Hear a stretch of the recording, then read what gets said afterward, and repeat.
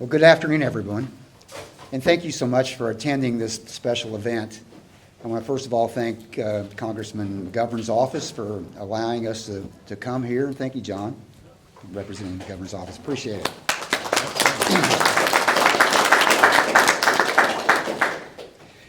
My name is Russ Kremer, and I've been raising pigs ever since I could walk. I'm from Missouri, and from the Ozarks of Missouri, and I'm a fifth-generation hog farmer, and a proud founder of a network of farmers that raise hogs, which we feel is a very humane and sustainable way, highly differentiated, that feeds into the True Story Foods, a prominent pork company in California, into their system.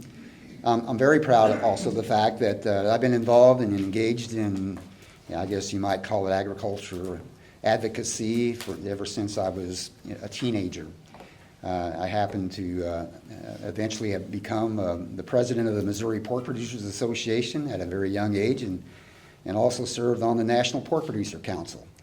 Very proud of the fact that I've been involved in, for instance, today I'm an executive board member of a co-op that represents over 5 million pigs. Also proud of the fact that I've served on several USDA committees, including the Committee on Biotechnology and the 21st Agriculture. So we're here today.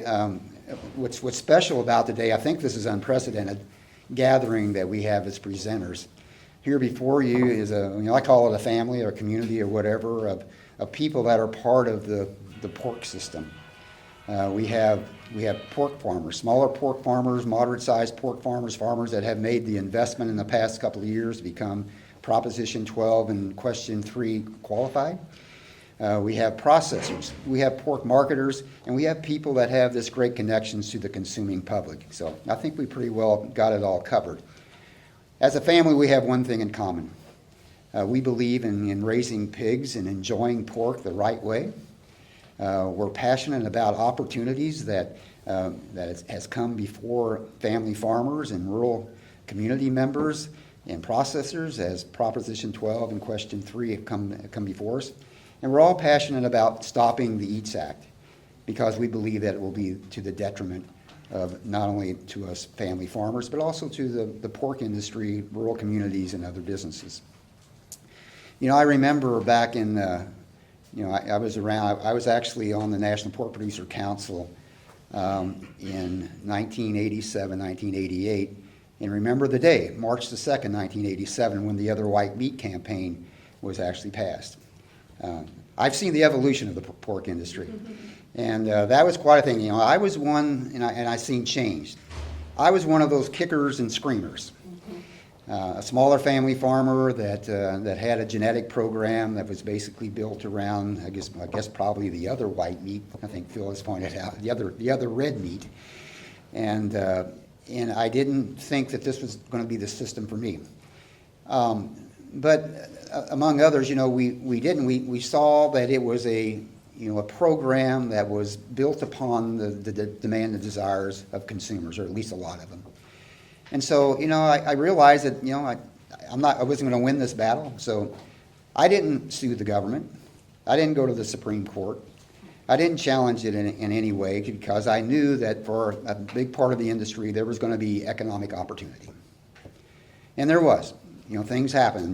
The genetics business, the buildings business, et cetera, there was economic opportunity, and there was growth in a way.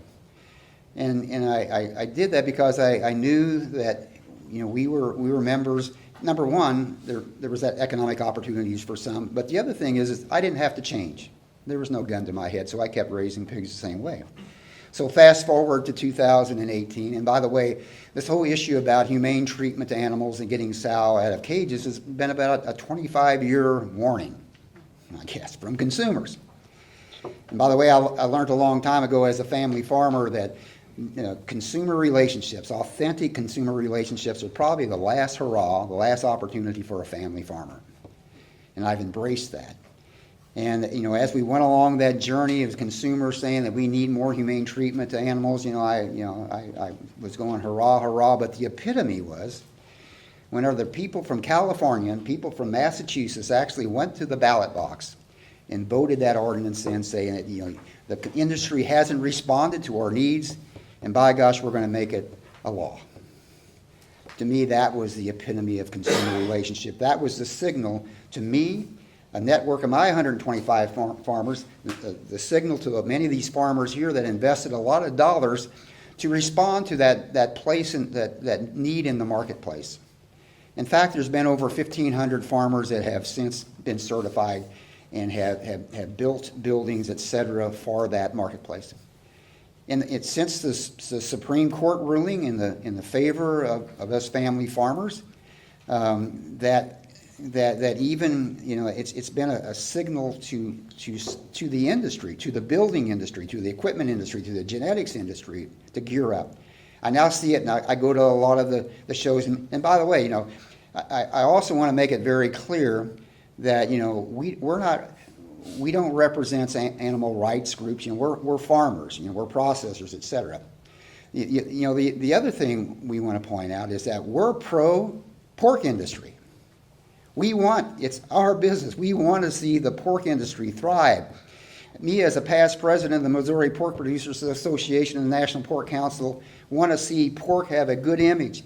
Pork be tried and tasted by consumers across America. So we're pro pork, and we see that evolution.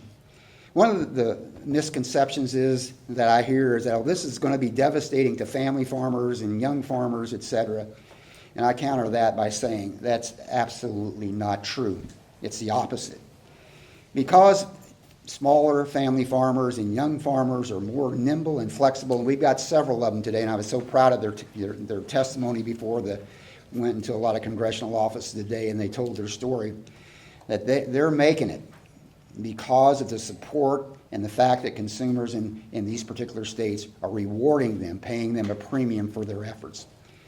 So I'm saying basically that this has been a good thing, that passing any kind of each language in the Farm Bill or any other kind of measures will be devastating to not only our farmers that have embraced this, but to the industry as a whole. And also, just one more fact, or one more point, that so many of us, as rural people, we believe in local and states. And we know that passing the EATS Act is an infringement on those rights for our state and local representatives to pass bills that are for the good and the benefit of its own consumers. So anyway, we have a deep bench here today. I'm going to go ahead and announce today, first of all, you'll hear presentations from Brent Hershey, who's a pork producer and president of Hershey Ag. Hank Wurtz, he's with Honey Grove Farm. Also, he's a producer of Proposition 12 and Question 3 pork. Phil Gatto is co-founder of a prominent company in California called True Story Foods. Chris Oliviero is general manager of Niman Ranch, a very prominent natural pork or meat company. Mike Salguero, he's the founder and CEO of ButcherBox, that's doing great things with consumers. Galina Hale is a professor of economics, UC Santa Cruz. And my friend Mardesen, he's a farmer who raises very sustainable and regenerative type hogs. And so, Mr. Hershey, my friend, would you kick it off?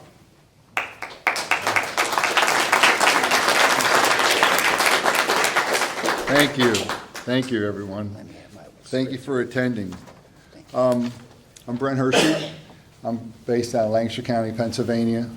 I've been in the pork business about 42 years. Started when I was 22 years old, and first sows in production in 1983. So I started in the business as a production agriculture guy. And so for me, it was a business of investment in food production. When we got into it, we decided to put at that time, the system that was proven, that was for the industry, was to put in the gestation crates and gestation crate barns. Now, I want to show you here quickly. This is our farm. This is our farm prior to the changeover, and this is a gestation crate. And I think what we have to remember, this issue of Prop 12, the issue of the consumers asking us what we're doing on our farms, really resolves around this piece of equipment right here. This was invented in the 50s and 60s and started to evolve.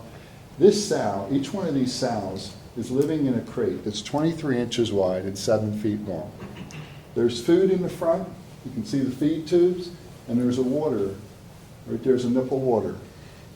That sow is put in that crate when she comes into our sow farms. And she lives in that crate for 30 days before we breed her. And then we breed her, and she stays in there another 30 days, so we preg check her. So this is 2 months. She doesn't get to take a walk every day or every week. She lives in that crate for 2 solid months, and that is her life.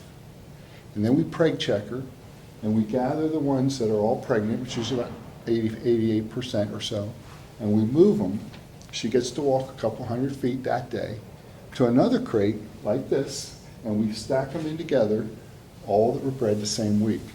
And this is a system that every pork producer in America that has a gestation crate barn, this is how they run their barn. This was what was told to me when I got into business. It's what we had to do. This is the most proven system, it's the most efficient system, it's what the industry was doing at that time. We did this for about 15 years, and in the late 90s, we started to hear this challenge. Does that sow live in there all that time? Does she get out every day and walk around? Well, no. Once a week? No. Once a month? No. So from the time she's bred till she goes to the birthing room, she lives in that crate for 5 months. Then she goes to the birthing room, she has her litters, and she comes back and she goes into that crate. Now that system is being defended by the National Pork Producers Council, by the veterinarian community, by economists. It's an efficient system. You look at those animals, they look good, they look healthy, don't they? I mean, they're all fed well, but let's think about their life.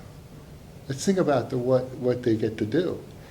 And I at first was very resistant to this change because we had capital investment, we had production farms on the ground, and people were questioning us, and even my own children were like, Dad, those sows get out of those crates, right? No. And so this evolved through the whole history that we know today.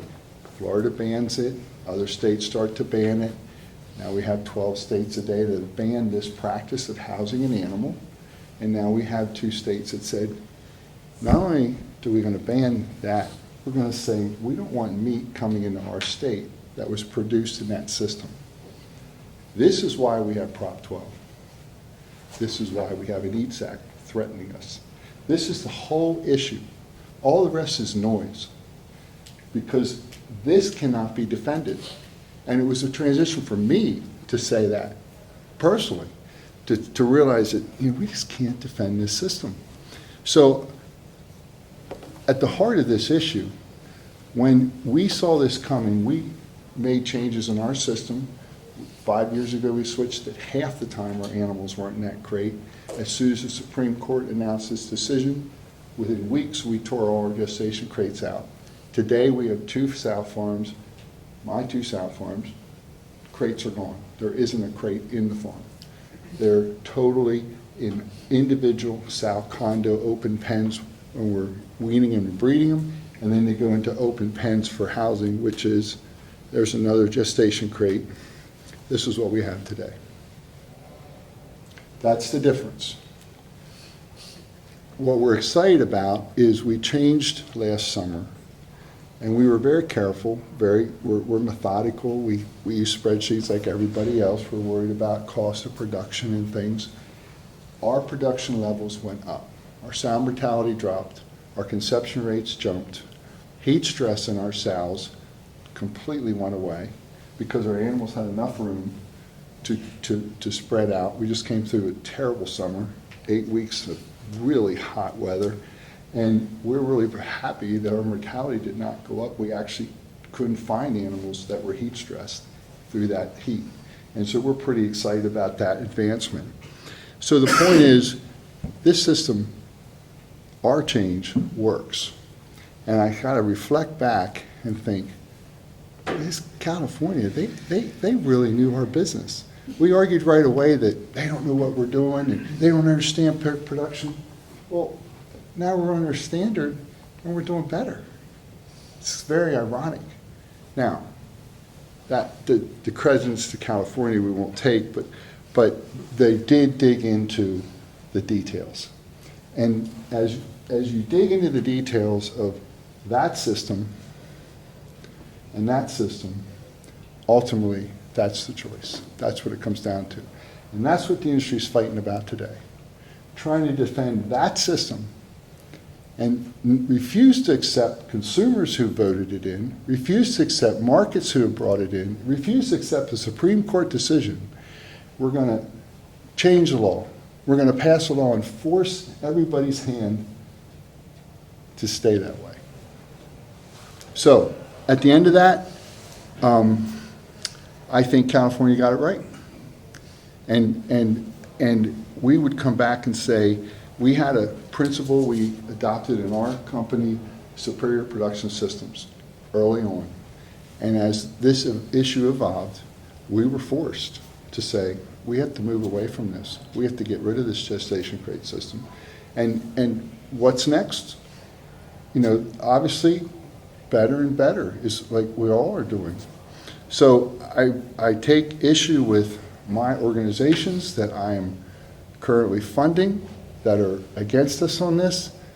The misinformation that's being peddled about this, I can tell you that in our system, facts, 3.5, 4% increased operating cost because we have more buildings. We have more buildings. We had to build buildings to make more room to spread our animals out. That was a fixed cost. But we have not seen any increases in operational, and we're seeing efficiency increases that we think are going to play out. Second is that I would tell you our total investment to do it was around $750 a sow to change our farms. And that's been another point of contention. So with that, a long list of people want to talk. We'll have a question and answer session later. Thank you for your time.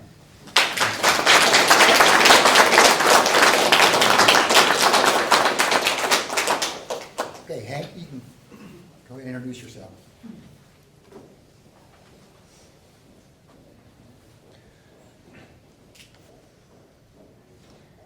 Good afternoon, everyone. My name is Hank Wurtz, and I'm from Northwest Missouri. I'm going to read my speech here because I'm not used to speaking in front of a crowd. I'm a multi-generational hog farmer. My grandfather was a hog farmer, my dad's a hog farmer, I'm a hog farmer, and my kids are growing up on our hog farm. We are not animal activists, we are farmers. In 2019, 11 families in our local community and myself invested $11.6 million in a 2,500 Prop 12 certified sow farm. The year before we started building, 63% of Californians had voted for new legislation called Proposition 12, which required that pork sold in their state had to come from a farm that gave every sow 24 square feet of space and allowed them to turn around freely. We had a lifetime of experience as pork producers and saw this law as a very welcome niche market opportunity. We started building in October 2019. But right in the middle of our construction project, the world was hit with the COVID-19 pandemic. Shortly after, grain prices soared to over $8 per bushel, twice the previous 5-year average we were banking on. Then, almost as soon as we started producing pigs, we were infected with a devastating PRRS virus, which set us back an additional $1 million in losses. We managed to survive, and just in time, by God's grace, we found a buyer who needed the pigs we had invested to produce. Our buyers wanted Prop 12 compliant pigs, special genetics, no antibiotics ever, and they wanted our pigs to eat a 100% vegetarian diet. The road had been difficult, but once we overcame our startup challenges, we started enjoying the success of profits that Prop 12 market we had invested in gave us. But then we heard the horrifying news that the National Pork Producers Council was suing California and trying to overturn their Prop 12 mandate. When our buyers heard this, they notified us that it will be impossible for them to honor their contract if Prop 12 is overturned. At this point, our 12 families were financially stretched as far as we could go, and we were shaking in our boots at the prospect of losing everything we had if Prop 12 was to be overturned.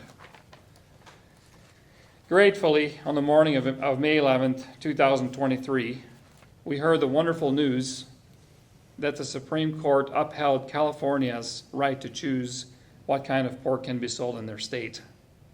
And the same day, we were assured by our buyers that they would be able to honor their contract again. Since that time, our farm has finally become financially viable. But now, just a year later, we were slammed with the news that Prop 12 is again in danger of being overturned through a new act slipped into the upcoming farm bill called the EATS Act. Ladies and gentlemen, how much more of this are we going to have to take? There are over 1,250 Prop 12 farms represented in our group here today, standing with a unified voice and pleading with you that the EATS Act or anything like it must be eliminated from the next farm bill. Our livelihoods depend on it. Many farms in America, like ours, have already invested millions of dollars and facilities to either build new Prop 12 farms or have already renovated. We're done building now, we followed the law, and now we need the opportunity to recoup our investments. The EATS Act is a devastating and discriminatory piece of legislation. It specifically targets pork producers like us, but exempts domestic animals raised for the primary purpose of egg production. Why are egg producers exempt from the EATS Act, but pig producers are not? It makes no sense whatsoever. Why do egg producers get to stay in business, but we are bullied into bankruptcy? EATS Act activists claim it was introduced to help small family farms. We're here to tell you that the EATS Act will do absolutely nothing for small family farms. Did you know that niche market Prop 12 farms are about the only small family farms that are still doing well in this industry? Every other small sow operation I know of is struggling to survive right now. The answer to our economic problems in the pork industry is not to pass legislation that keeps our industry stagnant. We need alternative niche markets. Many of us can't compete with multinational mega farms that dominate the freezers of our supermarkets. Last week, I saw pork steaks at Walmart for $1.96 a pound. Next to them were beef steaks for $15.96 a pound. Who doesn't see where our industry problems lies? Why should pork cost, or why does pork have to cost 8 times less than beef? How much more pain do we need to go through as an industry before we recognize that our customers don't like what we're producing? Maybe we should start paying a little more attention to who's paying us. Our customers play a huge part in our livelihoods, and they're telling us they don't want to eat what we've been producing. Why can't some of us produce pork products that are more healthy, better tasting, and raised in a way that respects animals a little bit more? Many of us in this room know our customers are asking for this, and they're willing to pay a little extra for it. Represented in this room are several meat marketing companies like ButcherBox, True Story Foods, and others who buy and market what we produce and have responded to what our customers want. As an industry, we would do well to recognize that most Americans no longer want to buy pork that was produced with little to no consideration given to the animals that produced it. Temple Grandin, I don't know if you know her, but she's a autistic person that's influenced the meat industry of the world a lot, who recently visited our farm, said that she did a survey of the public and found that 80% of the public no longer wants to eat the kind of pork that's produced by making sows spend their entire life in a crate 21 inches wide and 7 foot long. The fact that many countries, as well as 9 states, have banned gestation crates emphasizes this issue. Our plea to you today is that you do everything in your power to eliminate the EATS Act. It's not good for small family farms, and it takes our state's sovereign rights away. Let's get rid of it. Thank you for your time.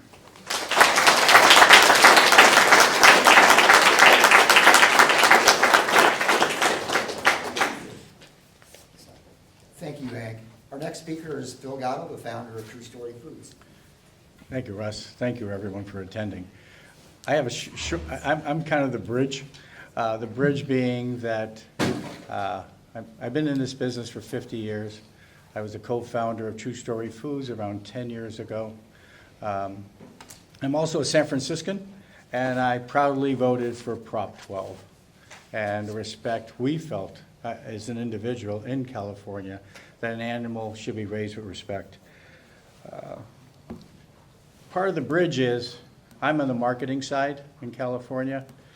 We contract long-term contracts with people like Hank and other families like him in order for them to build the right farms, go to their banks, and if anything, if the EATS Act is not defeated, it'll be devastating for his family and for my family and the workers we have that support this.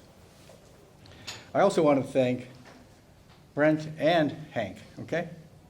Because one little footnote, I invited and contacted an enormous amount of people to come with us here. But there's a feeling outside in the industry that there's a certain amount of intimidation that if you go against the EATS Act, it's not going to be good long term. So I have to honor them, okay? The other thing is, I think we also have to look at them for having courage. The courage to go out there and do the due diligence, make the right decisions. And they're also very transparent in what they say. They've gotten the facts, and they're willing to challenge the industry to come forward and sit around a round table to work this out.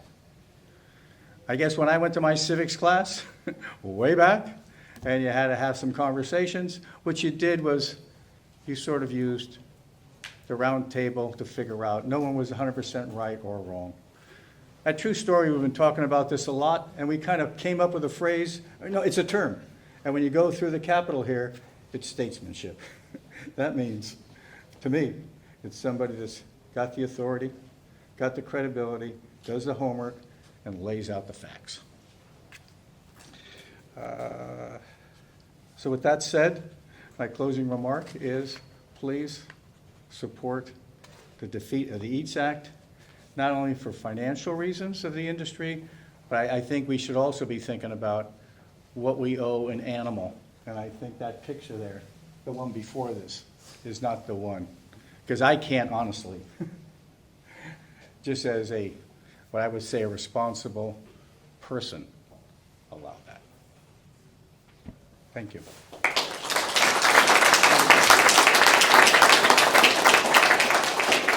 Much appreciated, Phil. Next up is Chris Oliviero with Niman Ranch. Thanks for being here, Chris. Yep, thanks for having us. Next one.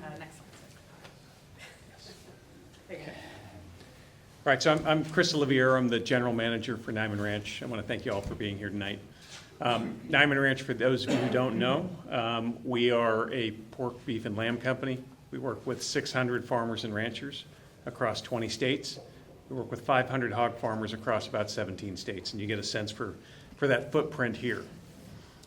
These farmers, you heard it today, show every day that what is being opposed with the EATS Act is doable. It's been doable long before Prop 12, long before Question 3. I mean, both of those legislative actions were a shot in the arm. right, to try and give change a chance. Something that, the incredibly low prices that the commodity industry drives make difficult. So I guess my ask today is, I'm going to hold on that. My ask today, there's a lot of information being shared by the opponents to the EATS Act, right? Every day we're hearing about it's bad for small farmers, it's driving up prices, there's shortages and chaos out there in the marketplace. And when you hear these things, my ask is that you ask some questions, right? Ask for the details on what they're sharing. The industry and the opponents of Prop 12 and Question 3, their crystal ball has not been very good. From the day these were passed in California and Massachusetts, they've been predicting chaos in the streets, empty shelves, right? I mean, the Wall Street Journal last week, had an article titled "The Bacon Apocalypse That Never Was," right? So they broke down, read it. They broke down, what the industry had been saying, the opponents had been saying in terms of empty shelves, didn't happen. And by the way, they talked about price. Now prices are up, but who in their right mind today would go and invest money into retrofitting an existing operation? Or put $10, $11, $12 million into a new operation? So there is an artificial ceiling right now on the supply, right? If you cap supply, right, you're going to drive price up. So that's, the industry has been saying that. They said that the passage of Prop 12 and Question 3 would bankrupt the pork industry. The pork industry lost money for 14 months leading up to implementation of Prop 12 and Question 3. By the way, now that they're in effect, they're making money. So this is what I'm asking you. Don't just get caught up in the specific soundbite. Ask for the details. And the one that really pushed Niman into a position where we said we're going to get involved in this is when they started talking about how Prop 12 and Question 3 were bad for independent family farmers. So I want to share a little information with you.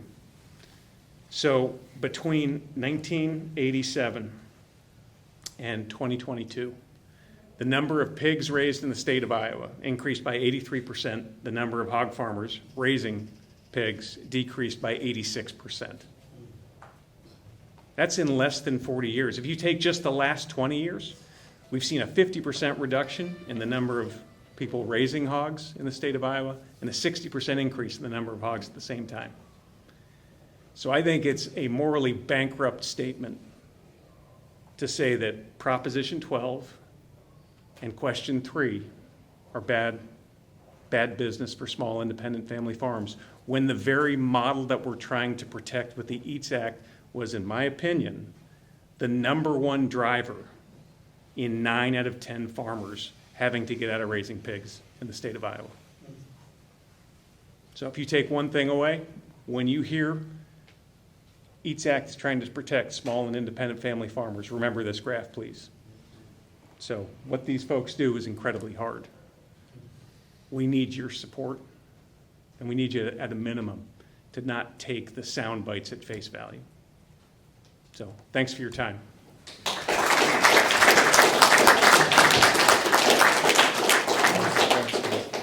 Our next speaker is Mike Salguero with ButcherBox. Hey there. My name is Mike. I am the CEO and founder of a company called ButcherBox. It's at butcherbox.com if you want to go there and buy some meat. We started 9 years ago. I started the company. I tried to build a hobby business, and it ended up taking off. And today, we've shipped a box to over 1.6 million households in this country. We've shipped over 1 billion meals across the country, and we're about $550 million a year business. We do about 5 million pounds of pork a year. And so people ask me, we did that with no venture capital, which is pretty rare. People ask me, well, how'd you do it? And the reality is we struck a vein. What was the vein that we struck? We struck a vein with consumers who care about what they're eating. And what they care about is the impact of what they eat, the meat that they're eating, how the farmer is paid, how the environment is treated, and how the animal is treated. There is a growing consumer who cares about how animals are raised, and that is the vein that we hit. And I see a lot of staffers here who are young. The reality is that the younger you go, the more guilty you feel about the meat that you're eating. Boomers don't care that much. Young generation cares a lot about the meat that they're eating. So I'm a Massachusetts resident. I was very excited about Question 3 happening in Massachusetts, Prop 12 happening in California, because it was the first time that I had seen that kind of like, hey, we want a higher standard was put on the ballot and voted in favor.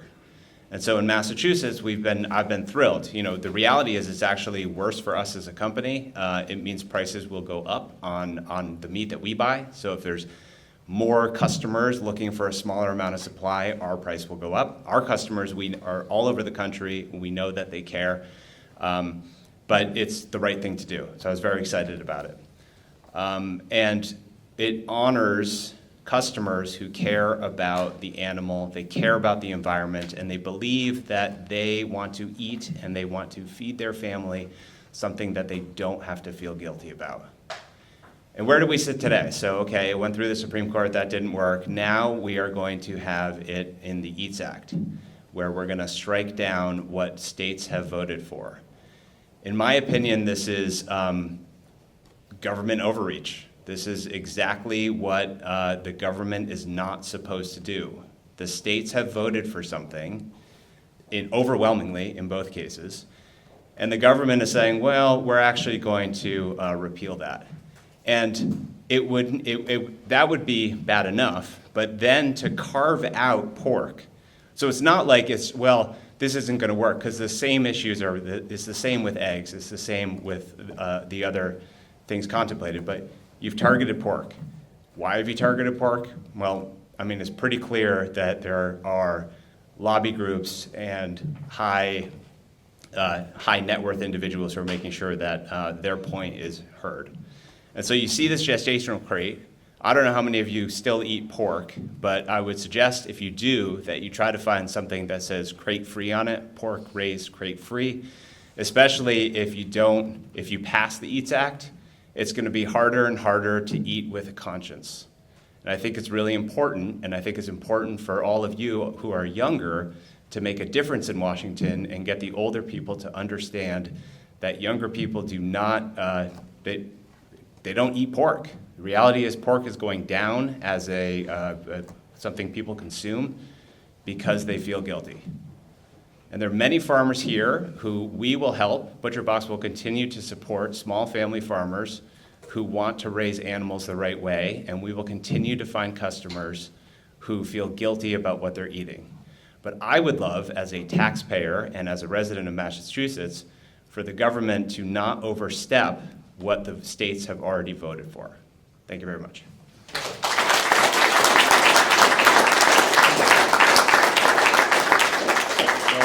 Thank you. We next have Professor Galina, Hale. Thank you for making the trip. Thank you so much for including me in this panel. I'm not a pig farmer. I teach economics, and I'm trying to not bore you with a lot of economics, but I think there's some things that you need to know to understand that the arguments that the proponents of EATS Act are making are flawed. I was not really a specialist in the pork industry until Prop 12 was challenged in courts. And the reason I started to get interested is because the arguments the National Pork Producer Council was bringing up did not make any economic sense. And I thought, well, I have expertise in basic economics, and I want to be able to say something against it. So I co-authored a brief for the Supreme Court case on Proposition 12. We actually got cited by Justice Gorsuch, very proud of that. It was on an amicus brief on behalf of the state of California in support of Proposition 12. The arguments we were making were the following. First of all, what you might be hearing from the proponents of the EATS Act is that, every farmer is going to have to convert. and it's going to be really costly, $4,000 per sow for some farmers. That's not true. California state, and you put Massachusetts together with it, about 10% of the North American market. So as long as we have 10% of producers that are compliant, nobody else has to convert. And we already have about 30% of the pork that's produced in the US is already compliant. So nobody else has to convert. Second of all, we have a market economy. So only farms that have a lower cost of conversion will choose to convert if they find it's profitable for them. If it's not profitable, they have other states to be selling to. So nobody has to convert, and the only people who will convert are the ones who find it profitable. That's how marketplace works. Second of all, you're going to hear that, maybe it should be just the farmer's choice, right? If the farmers don't want to have gestational crates, they don't have gestational crates. It's true to some extent, but the reason we have gestational crates is because they do help you lower the cost of production. And when mega farms are using this technology and have a really large scale, they're driving cost of production down to the point that it's very hard for small, medium-sized farmers to compete. And you've heard that from the farmers here. In the commodity market, conventional methods, it's very hard for small farms to compete.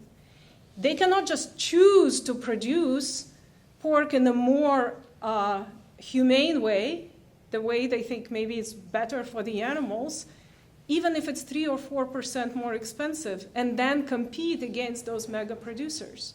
So what the state of California and Massachusetts laws are allowing is for them to have that niche production. And for the smaller farmers, it's actually cheaper to convert because they're small, they're more nimble. Maybe they're already compliant because they just have different practices than those very large farms. So it's beneficial here a patchwork of laws, supposed to sound like a bad thing. I think it's actually a good thing because it allows to create a variety of different markets where small and medium farmers can find an opportunity to sell at a higher price in order to recoup their higher cost of production. Right. And so that's what has been happening. And EATS Act would not allow for that at all. And what we've seen, what Chris has shown, concentration of production in the pork industry over the last 40 years, it accelerated over the last 5 years. Now there's Big Four and everybody else. And so what EATS Act would allow is the further concentration because there's going to be no niche markets for small, medium farmers to compete. And, once you have, and I think Mike just said that also, once the market is even more concentrated, consumers that might have a preference for a differently produced pork or other animal products will not really have a choice, right? Because nobody would be producing except at the lowest possible cost. That's the natural tendency of this industry, is to go to the lowest possible cost and the largest possible scale. And so that's where the state regulations kind of help actually support competition in that market. Now, another issue I wanted to talk about is prices. What about prices? Well, Californians are now paying more for certain pork products. Not all pork products are covered by Prop 12, some, and the prices have gone up. First of all, I'm a Californian. I voted for Prop 12. During the campaign for Prop 12, I was really well informed by the opposition that the prices will go up. So did every other voter in California, and yet people chose to pass Prop 12 and say, it's okay, we're willing to pay more for the pork that's produced more humanely, okay? And so prices went up, but let's think about what happened in the last 5 years, right? So the state of California, Prop 12, gave 5 years for the farms to adjust, right? So 2018, it was passed. January 1st of this year, it came into full effect. That was a lot of time for the farms that would found it profitable to convert, just like Hank's farm did. Plenty of time.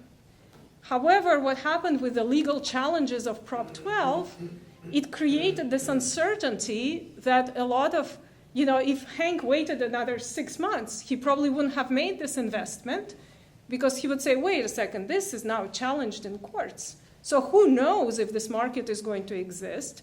I'm not going to put money in. And a lot of farmers did not put money in. Brent did not fully convert until last year.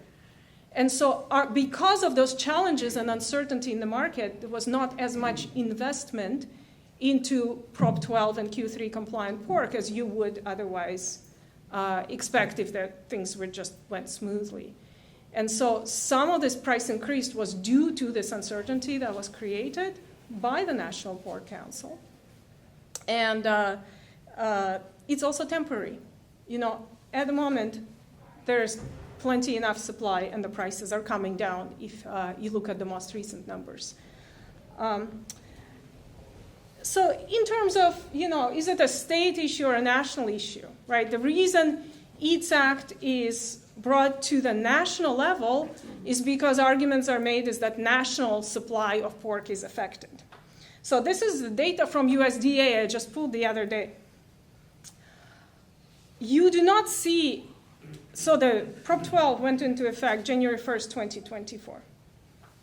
I don't see a huge dip in the pig inventory. I don't see a huge dip in the litter rate, right? So the argument is that somehow gestational crates, they actually help produce more piglets. They don't. You can see the trend is going up and it continues to go up. So in national numbers, it's very hard to pinpoint what is the effect of Prop 12 on production. Now, maybe there is a supply chain disruption, right? That's another argument you hear. So this is a national frozen pork and frozen pork belly storage. How much you actually have essentially in the inventory. And so this is, each line is representing different year. Green line's 2024. It's kind of in the middle of the other lines. It's hard to make an argument that this year is any different than any other year. So there's absolutely no national impact of Prop 12 going into effect on January 1st of this year. There's some increase in prices in California, which people knew was coming, and they were fine with that. There's no effect on the rest of the country. So it's not a national issue. It is really a state issue, and the EATS Act would be indeed encroaching on that state issue and not letting the states going forward also determine how they want to, what kind of supply chain they want to be part of. Let's stop here. Thank you.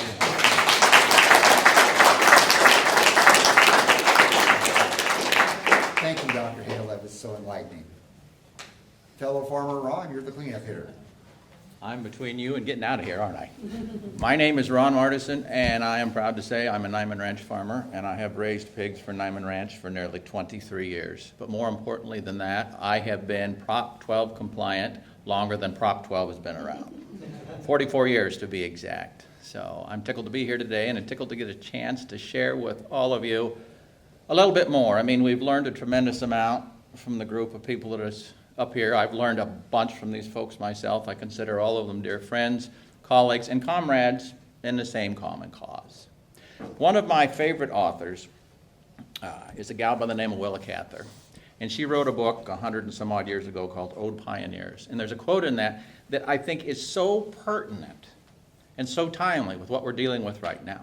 She says, the trouble with farmers is that when you stare at the ground all day, it's hard to look ahead.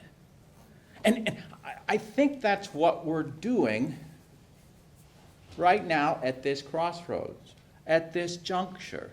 We are trying to muddy the water. We're trying to confuse facts with fear. I look at Proposition 12, and I look at the potential that has to give us. I mean, quite honestly, and I think everybody up here would agree with me, this one bill, this one law, was a watershed moment for the transition of animal agriculture as we see it, as we know it, and as it should be. I mean, you've heard people say it does not hurt in terms of supply and demand issues. You've heard people say how it will not break you to make the conversions if you're given the chance, if you don't have to worry about somebody yanking the rug out from underneath you and losing everything. It's good for the communities, it's good for the animal, and it's good for the next generation. I'm to the point in life where I spend more and more time thinking about the future and thinking about the kids and the people that are going to come after me. John is standing back there. He's an 18-year-old farmer from Minnesota. He came today. He swung a bat against the EATS Act. Good for you, John. But he's just one of many. I mean, okay, I am in my 60s. I am a typical farmer. We need to get younger people in. I'm proud to say that because of people like John, the average age of a farmer in the Niman Ranch system is 42 years old. Why is it 42? Because we do things like make commitments, conscious commitments to changes, conscious commitments to thinking outside the box. If you are a Niman Ranch farmer, if you produce pigs, or if you buy pork from the Niman Ranch system, you will get pork that has never, ever been in a gestation crate or never, ever been in a farrowing crate. Now, the reason I say that is the farrowing or the gestation crate was not doom or gloom and brought the end to us. There are 500 farmers in this system just exactly like me, and Niman Ranch is just one of them that's mentioned up here today. I think this is a great time. I think this is an awesome time. We've got a tremendous amount of potential ahead of us. We've got a huge opportunity ahead of us. Let's not let the short-sightedness, staring at the ground, limit us and keep us from staring ahead to the future. Thank you for coming, guys.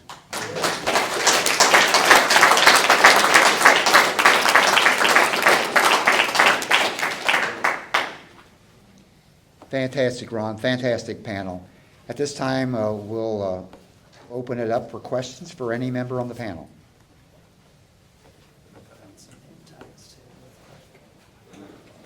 Mike's all live. Reference.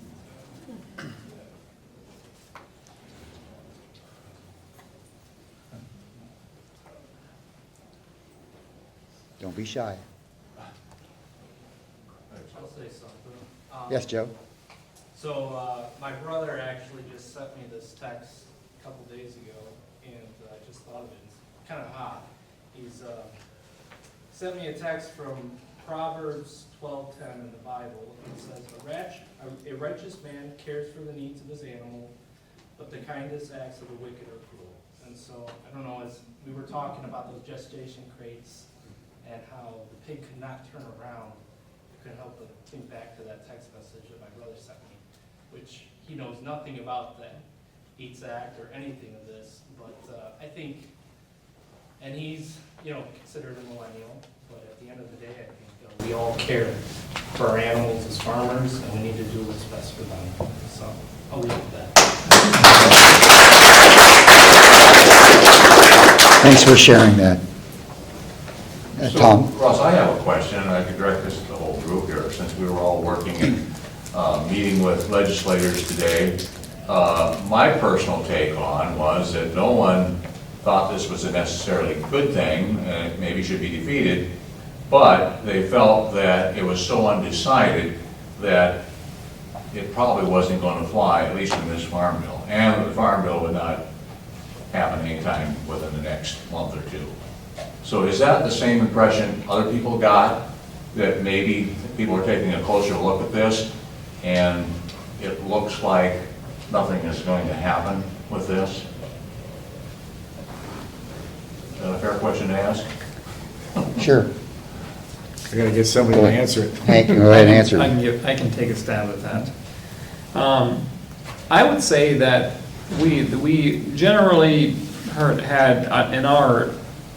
we had good listeners. People were good listeners today. They appreciated us coming around and talking and sharing our story. The one meeting that stood out to me was the Agricultural Committee here at the House, right? That's who we met with. And they have obviously been lobbied really heavily by people supporting the EATS Act. And we came away from that not certain that we thought they were very supportive towards the EATS Act. And I personally came away from that very concerned. So I'll bring this up just in case no one else had heard this, but with one of the staffers, and this would be Representative Sorensen, she specifically mentioned the American Farm Bureau Association. And she said that they're lobbying for the EATS Act. And some of the people in the group I was with countered, well, but the county farm bureaus seem to be more responsive to individual farmers in their own area, and it was not, that was not maybe an opinion held throughout Farm Bureau membership. She suggested we write or contact our state Farm Bureau president and vice president and lobby them. And then that would kind of be a ground roots up thing, and we thought that was an excellent suggestion. Great. And as you may know, I'm from Illinois, so this particular lobbyist had been to the Illinois Farm Bureau Policy Convention. And she was impressed by that, in that there was so much roots input, and that if the group thought that some of this had merit, they would actually put it in policy, and then that would start to climb up to the American Farm Bureau Federation. So it sounds like there's an opportunity to go grassroots on a state level and maybe affect, at least be heard more by the National Bureau. That's great. Anybody else have any comments on that? I mean, I'll just say I'm concerned coming out of today. You know, I don't know that it's important enough of an issue to some folks to where if there's something that is of higher priority to them, that they wouldn't trade support for the EATS Act for something that is just higher priority to them. So that's been the concern from the beginning. I would tell you is that this thing gets whittled down to what it's really all about, which is Prop 12 and Question 3. We felt that with the same staffer I mentioned, that Sorensen wanted to support the farm bill, but there might be a trade-off. So that's still something we need to keep our finger on.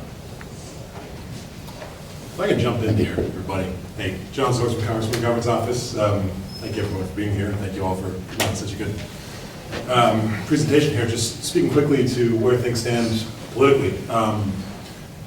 The Farm Bill is not going anywhere anytime soon because in neither chamber can you get a majority vote in favor of any version of it right now. In the House, the Agriculture Committee, my boss sits on the Agriculture Committee, so does Mr. Sorensen. We have seen the Republican majority put forward and pass out of committee a farm bill that got all the Republicans and then 4 Democrats only out of, there are like 25 Democrats who voted for it. It included what they called a narrowed down version of the EATS Act, and then it didn't also accidentally invalidate every state agricultural law, which is what the EATS Act would do. But it still goes directly at targeting Prop 12 and Question 3.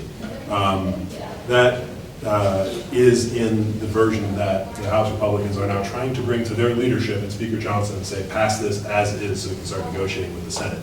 My boss is glad that that bill can't go anywhere. It can't go anywhere because you need to pick a lane if you're trying to pass this farm bill in the House. You need to either get all the Republicans to support it because you have a majority, or you need bipartisanship.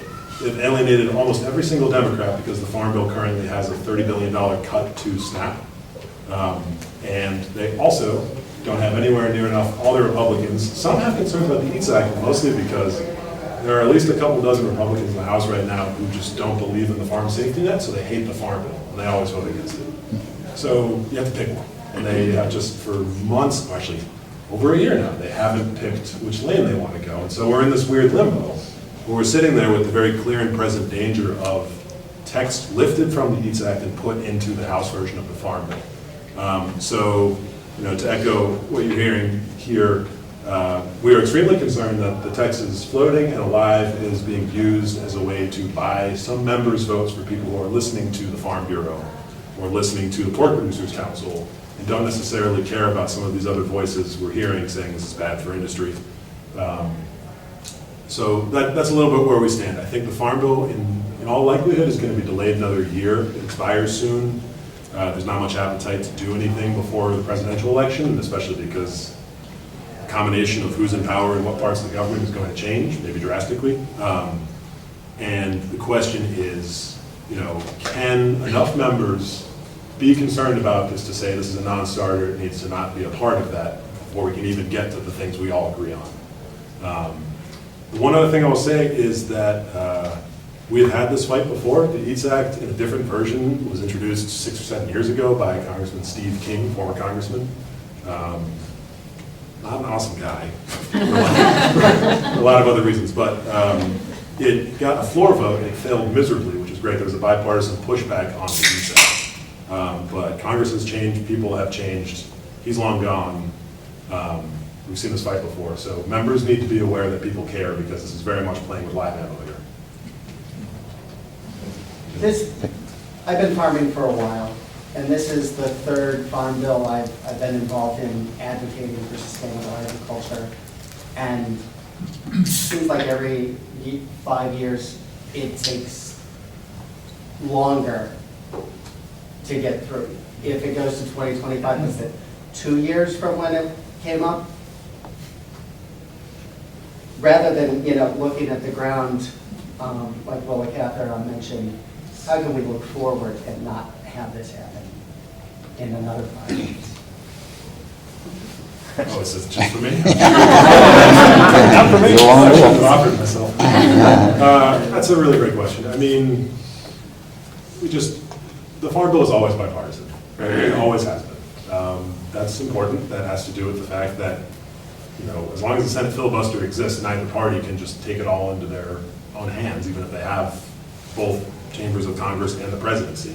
And we seem to have had, in the past few farm bills, an increasing willingness to basically just play this game of chicken, see how long we can go before someone folds. And even if I think folks know that they'll eventually get to a bipartisan bill, basically how many provisions can you peel off in the meantime? And just war of attrition, and that's where something like EATS comes in. So someone was telling me that in 2008, I was not here in 2008, but I think there were like 5 or 6 extensions, not annual extensions, but it took a long time to. There was a lot of CRs in 2000. Yeah, but it might just be the new normal.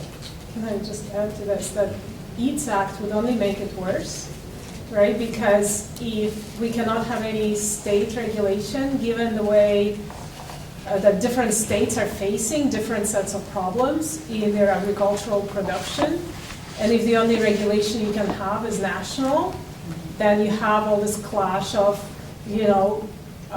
representatives, senators coming from different states, all having different sets of problems, and you're going to have some national consensus on something that is inherently very different just because of the geography and the climatic zones across the US. And so, having the states, giving states an option to, do what's right for their specific situation is incredibly important, especially for agriculture. And especially as agricultural landscape is changing in terms of competition and things like that. And taking that away would just make the whole farm bill negotiations even harder because there are going to be more contentious issues, not less. Thank you for that. Any other questions? Yes. I'm curious if anyone has an opinion about maybe federal policy that has encouraged the development of these monopolies, before the EATS Act and Prop 12, and why we're in this position of Smithfield, dominating the marketplace so much, and maybe if there's any other ways to approach, correcting that situation. Can I jump in? It started with Earl Butz, and then there was the board rule on monopolies that that you could go after monopolies only if it was harmful to consumers. And this monopoly and monopsony system that we have hurts us, the producers. But because of the Bork rule, even though we're consumers too, they're not looking out for us. So does that? Yeah, I've never heard of it. And somebody, you can jump in here on the panel. You're more expert than I am, but that's my understanding of how we got to where we're at today. There's also, as I talked a little bit about, it's a little bit of a natural tendency to the industry that the larger you get, the lower cost you have. So those industries in the absence of regulation tend to become more and more concentrated, right? There's a number, it's not just agriculture, Google is like the dominant search engine because of the bigger it is, the better it is. But so that's why in some cases the regulation actually supports competition, and it is the case for the pork industry.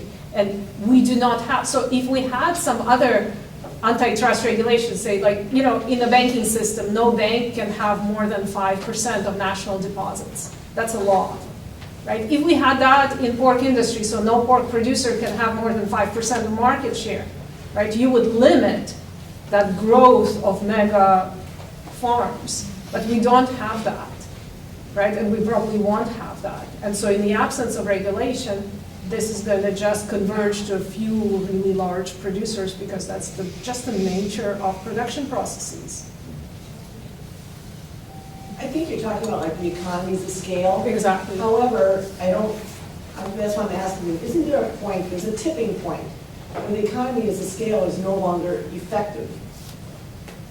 Yeah, I've heard that, I don't know how. That's true, it depends on the industry. So I think we know, given the numbers that Chris has shown in terms of how large pork producers that are dominating the market now are, I think that point at which the economies of scale don't help you anymore is kind of really large scale, right? I don't know, I think maybe you guys can speak to that better than me. At what scale you're no longer gaining efficiency. Well, then you just go to regulatory capture, which is what the E-Tech is. I think if you own the farms and you own the slaughterhouses and you own the market, that ceiling is really high. The efficiencies of scale. On the farms themselves, we can be really efficient with 2,500 sows. Probably a little bit more with 5,000, but not in a massively different, bigger way. But I think, from what I'm understanding, one of the large veterinarian companies said the sweet spot right now that they like to see is 10,000 sows is the perfect size for management. But if you add big companies like you mentioned, Smithfield, they own the slaughterhouses and the market, and so they can grow as big as they want to without repercussions. Plus, they're international. Yeah, look, my view on this is maybe a little different. I think if you're going to try and put some restrictions on ag, there's, well, who do they sell to and how concentrated are those industries? I mean, the reality is, consolidation, I mean, you said it. I mean, the rule of three is an economic theory that all industries as they mature will consolidate into three dominant players. And, we can say we don't like so-and-so because they've achieved this size. Well, the folks that they're selling to have also achieved similar concentrations of market share and ownership. And so I don't think it's as simple as saying something bad happened in agriculture on the supply side. I think the question is more about how did we allow the levels of concentration to happen across each of the different pockets, within the food system that makes this work. Because it's no different at retail, it's no different in food service. I mean, your world's emerging, so you've got some runway. But that's how I see it. I actually don't like the notion of shining the light solely on ag, as if they're doing something wrong. They're honestly just trying to compete because of they're faced with the levels of consolidation on the buy side. Well, guys, I was going to say we only have the room for a few more minutes, so we have food, so feel free to eat. I think we're done. Thank you for All right. Thank you, Howard. Thank you, John. Thank you, everybody.